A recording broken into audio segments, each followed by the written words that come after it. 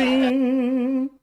Eu sou o professor Bairros e no tutorial de hoje nós vamos ver transistor amplificador emissor comum com resistência de emissor e divisor de tensão. Será o melhor amplificador? Se você segue o professor Bairros, sabe que esse é o melhor amplificador em corrente contínua, o mais estável. Esse é o amplificador polarizado com resistência de emissor e com divisor de tensão. Esse tipo de amplificador é praticamente independente às variações do beta. Mas como esse tipo de circuito se comporta para pequenos sinais, ele também é estável para pequenos sinais. Ele apresenta um ganho maior do que o circuito com duas resistências. Será que é possível controlar o ganho? Chega, professor Bairros, são muitas perguntas. Vamos logo analisar esse circuito? Vamos lá? O circuito é mostrado na figura. Vou analisar esse circuito nesse tutorial e mostrar a montagem e testes no próximo tutorial. A teoria de funcionamento em corrente contínua eu já mostrei antes. Se você não viu, favor dar uma olhadinha na descrição desse vídeo. O título daquele vídeo é bem sugestivo. A melhor forma de polarizar um transistor. Será que também é a melhor forma de amplificar? Não vamos calcular o circuito de polarização, mas os dados do projeto já estão no diagrama. A corrente de coletor igual a 2 mA, a tensão VCE foi planejada para 4,5 volts, a tensão de base é igual a 1,6 volts, o ganho beta é igual a 350, bem maior do que 100. A corrente de coletor é importante para o cálculo da resistência da junção base-emissor RE, por isso foi dado no circuito. Então, vamos direto à análise em pequenos sinais. Primeiro, vamos redesenhar o diagrama para pequenos sinais, considerando apenas a fonte do sinal de entrada VI e zerando a fonte de tensão VCC. Ficou mais simples, não é mesmo? Esse é sempre o primeiro passo. O próximo passo é desenhar o modelo do transistor, incluindo a resistência da junção base-emissor, RE.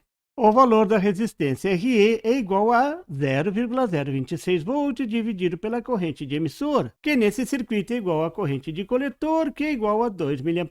O valor de RE é 13 ohm.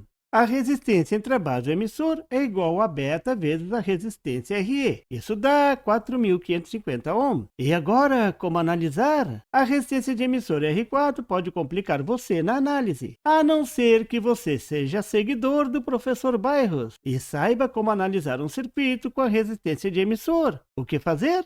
Isso mesmo, refletir a resistência de emissor. A resistência de emissor é transferida para a base multiplicada pelo ganho beta. Isso é refletir a resistência de emissor. Melhorou um pouco mais, a resistência de emissor sumiu. A resistência refletida é igual a beta vezes R4, isso dá 164.500 ohm. A corrente de base é fácil de calcular, é simplesmente a tensão do sinal de entrada VI dividida pela resistência em série beta R4 mais beta RE, já que a fonte está em paralelo com essas resistências. Como beta R4 é muito maior do que beta RE, então vou desconsiderar beta RE. Simplificar é bom e eu gosto. Calculando, a corrente fica extremamente baixa, 0,061 microamperes. Pronto! Vencemos a primeira etapa. O que aconteceu de diferente? A resistência de emissor foi refletida. Esse é o pulo do gato. Mas o valor da corrente de base ficou muito baixo. Isso pode complicar o resto da análise. Mas não se preocupe, eu vou mostrar que é possível simplificar. Mas já vou avisando, não será nenhuma novidade. Esse raciocínio já foi feito no tutorial passado. Agora que conhecemos a corrente de base, daqui para frente vou mostrar só na teoria, para não perder tempo com os números intermediários, já que o que interessa é a simplificação final, que é fantástica. Vejam a mágica acontecer. A corrente de coletor é igual à corrente de base vezes o beta. Isso é o que diz a fonte de corrente. Substituindo, aparece a mágica. Os betas podem ser simplificados. A corrente de coletor é igual à tensão de entrada VI dividida pela resistência de emissor R4. Pronto! Essa é a equação da corrente de coletor. O segundo passo foi dado. Note que a corrente de coletor não depende do beta e nem da resistência interna do transistor. Isso deixa esse circuito muito mais estável que o anterior. Isso é fantástico! Ficou muito simples e estável. Agora vamos para o último passo, calcular o ganho. Já sabemos calcular a corrente de coletor. A tensão de saída VO é igual a menos corrente de coletor multiplicada pelo paralelo da resistência de coletor R3 com a resistência de carga RL. Lei de Ohm simples. Agora vamos fazer a mesma simplificação feita no tutorial passado. Como a resistência de coletor R3 é muito menor do que a resistência de carga RL, então podemos desconsiderar a resistência de carga RL. Vejam como fica o circuito, ficou bem mais simples. Substituindo a corrente de coletor, deslocando a tensão de entrada só para aparecer a razão entre as resistências. Essa é a tensão de saída. O menos indica que a senoide de saída é o inverso da senoide da tensão de entrada VI. Esse é um amplificador inversor. Agora o ganho é só achar a razão entre a tensão de saída e a tensão de entrada. Pronto! Esse é o ganho do amplificador com o transistor usando a resistência de emissor. O ganho é igual a menos a resistência de coletor dividida pela resistência de emissor. Muito parecido com o ganho do circuito visto antes, que era menos a razão entre a resistência de coletor sobre a resistência interna do transistor.